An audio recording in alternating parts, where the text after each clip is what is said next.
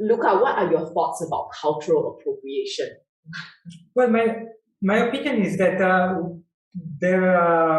it's important the grounds on which some cultures mix. One culture takes some elements of another culture. Does it take them disrespect? Does it take them because they work, because they are great? Does it take them from a position of respect? We cannot just shout cultural appropriation whenever there is a mix. I think that we should analyze why it happens, what are the results, whether we are better off out of it. Yeah, that's a great way of looking at it. And for me as well, I feel that cultural appropriation is such a big topic in yoga, and I'm not the best person and in a position to be able to address this fully, and I'm not a scholar as well. I can only speak from my personal experience. And I know that also in the Yin Yoga Forum on Facebook, there have been a couple of teachers who have been concerned with this idea of cultural appropriation, Orientalism.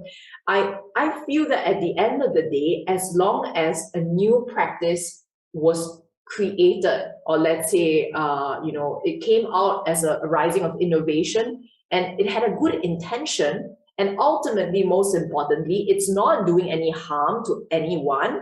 In fact, it is benefiting the students in terms of healing. At the same time, it acknowledges its roots, the lineage, where these aspects and things came from, then it doesn't really matter to me. It's not so important to me. And I think it's simply a reflection of my own roots as well, because the first teacher I trained with, Sucharita Jenkins, who is from Taiwan, and I studied with her, she told me to never blindly follow a single teacher, and also never blindly follow a single, in her words, I found also the fact to never blindly follow a single discipline, a single lineage, and that has always been my approach. I take with an open mind whatever practice comes to me, and then I try to make sense of it through my own experience, my own life, and also I try to share it with my students as well, and then I encourage them to make sense of it from their own lives and their own experience. And I hope that this is a helpful way to begin to approach the idea of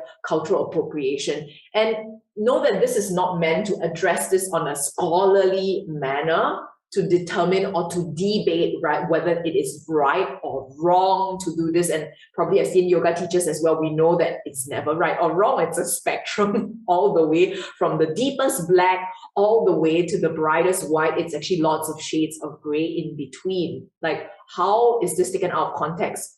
Is, as Luca mentioned, is the intention, was it actually good? Did they credit whoever it was? And ultimately, what was the final product or service that has been offered, and what is the impact it has on the world? So let's look at the last two